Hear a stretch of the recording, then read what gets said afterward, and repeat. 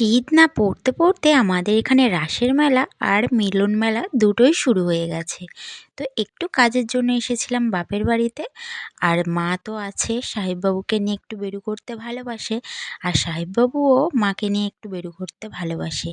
তো দেখো, আমরা তিনজনে মিলে চলে এসেছি মেলাতে, মিলন মেলায়।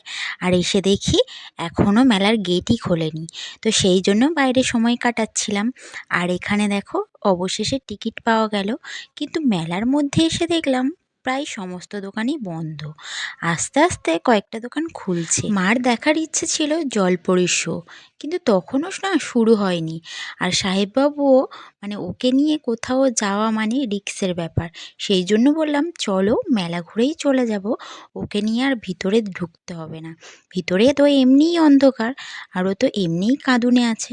তো সেই জন্য আমরা মেলাটাই ঘুরছিলাম। তো আস্তে আস্তে সন্ধেও হয়ে আসছে, দোকানগুলো আস্তে আস্তে খুলছিল। তো প্রচুর প্রচুর দোকান বসেছে।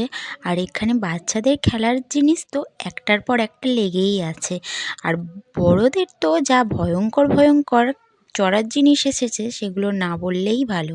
তো এখানে দেখো, পাওভাজির দোকানে চলে এসেছি। আজকের আমার ইচ্ছা হচ্ছে পাওভাজি খেতে। তো এই ফার্স্ট টাইম পাওভাজি খেলাম, শুনতে অবাক লাগলেও এটাই সত্যি। তো মেলা ঘুরে তো বেশ ভালো লাগলো। আর সবাই যখন মেলাতে আসছে, আমরা তখন মেলা থেকে বেরিয়ে যাচ্ছি। আমাদের মেলাটা এটুকুই ঘোরা হলো। তো চলো, মিনি ব্লগটা কেমন লাগলো অবশ্যই তোমরা কমেন্ট করো। আর জলপরীর শো তো দেখা হলো না, চলো টাটা।